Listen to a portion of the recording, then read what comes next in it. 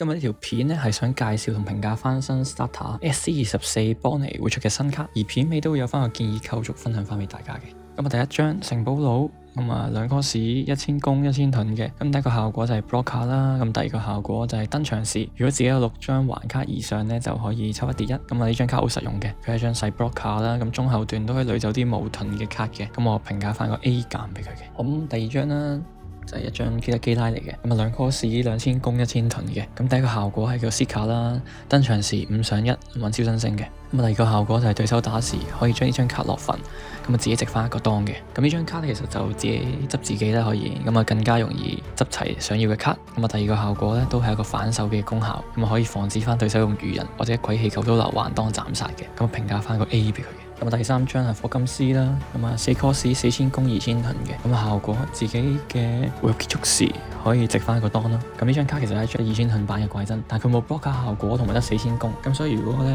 喺同一個位置上選擇咧，都應該會選擇怪珍嘅。咁所以就評價翻個 B 減俾佢嘅。咁第四張就係羅宇貝波啦，咁10顆士萬1攻冇盾嘅。咁效果登場時還對面一隻怪啦，而且呢隻怪咧到下個回合嘅回復階段咧都不能回復嘅。咁之後啦，對面有2隻環怪以上咧，就自己嘅頭到對面下一個結束回合之前咧都會加2000攻。咁感覺啦，呢張卡咧就強化錯咗個方向嘅，因為本身咧綠色一向咧都係放血做8蚊基德，咁而呢張卡咧就係加頭嘅攻擊力，咁令到8蚊基德嘅定位變得尷尬。咁所以咧我就會認為啦，8蚊基德同呢張卡咧就只會2揀1落 deck 嘅啫。但8蚊基德嘅配套十分之完善，咁所以其實都冇乜可能係唔揀8蚊基德而揀佢嘅。咁所以我會整體上評價翻呢張卡為 B 嘅。咁第5張用 X 德雷克嘅，5顆士5000攻2000盾嘅。咁效果啦，自己個頭係超新星嘅話咧，就可以還對面一隻5顆士以下嘅怪。咁自己結束回合嘅時候咧，就可以值翻1個當添嘅。呢張卡就比較實用嘅2000盾啦，可以落地還怪，透過攻擊去解怪或者打對面輕數嘅。咁所以評價翻個 B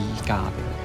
咁以下咧就係我朋友袁大師提供嘅建議構築。咁佢咧就玩開玻璃嘅一個 player 嚟嘅，同埋佢都有一個 Facebook 專頁聽完講經。咁近期最具話題性嘅 post 應該就係關於見聞式霸氣嘅。咁如果大家有興趣去學呢個見聞式霸氣咧，咁不妨可以睇一睇佢個 post。佢嘅 Facebook 專頁嘅 link 咧，我都會放翻喺簡介欄嗰度嘅。咁接住落嚟咧就係分享翻袁大師對呢個構築嘅理解啦。咁我就會幫佢去分享翻俾大家嘅。咁我認為咧，要砌好玻璃最重要嘅第一件事就係要搞清楚玻璃喺環境入邊嘅定位。咁先講結論，我認為玻璃喺新環境會係一個唔錯嘅選擇，因為玻璃嘅劣勢對局變得比較少啊。玻璃打藍子路飛、紅髮同路奇之類嘅炸怪響呢打咧係劣勢嘅。除此之外，所有對局玻璃幾乎都係優勢嘅。而至於藍子路飛咧就係環境嘅核心，咁所以我咧就會特別講下藍子路飛嘅對局嘅。咁首先玻璃係一個唔識賺輕嘅 leader 啦，咁而藍子路飛嘅頭咧就大過你，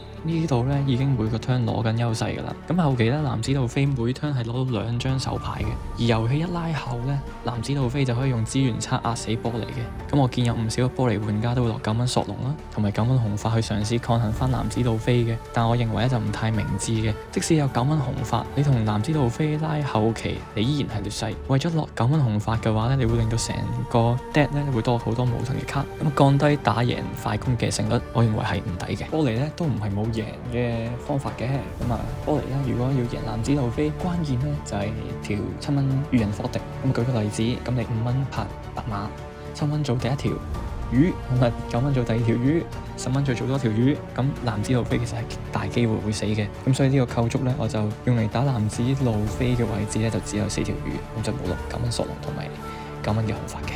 咁而我呢個構築嘅核心咧就係8蚊基德。咁牌組入邊咧就有大部分嘅卡咧都係為基德服務嘅。咁基德有8000攻啦，配合翻 block 卡同埋玻璃嘅投技、達斯奇嘅防炸，咁對手就會好難處理基德啦。咁只要基德一企實咧，基本上咧就可以穩操勝券。咁大怪方面咧就係選擇咗明哥，咁明哥可以減少對手嘅拳數，咁同我哋嘅 game plan 咧就好配合嘅。咁以往拍完10蚊明哥之後咧就開唔到投技呢個問題咧，亦都會俾一個新嘅基德基拉去解決嘅。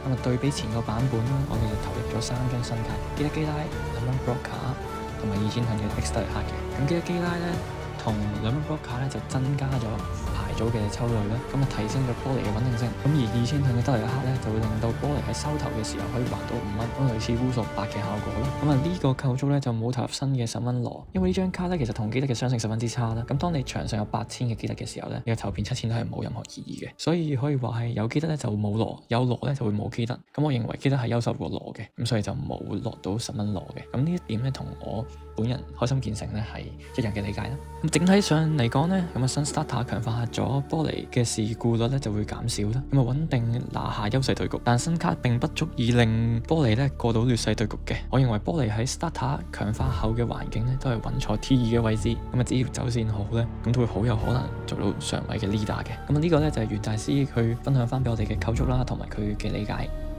如果大家中意呢一類型嘅片，不妨 like 呢條片，訂閱呢個頻道 ，share 埋俾你朋友睇，留言下你嘅睇法，追蹤我哋嘅 Facebook 專頁。多謝咁多位收看，下條片見，拜拜。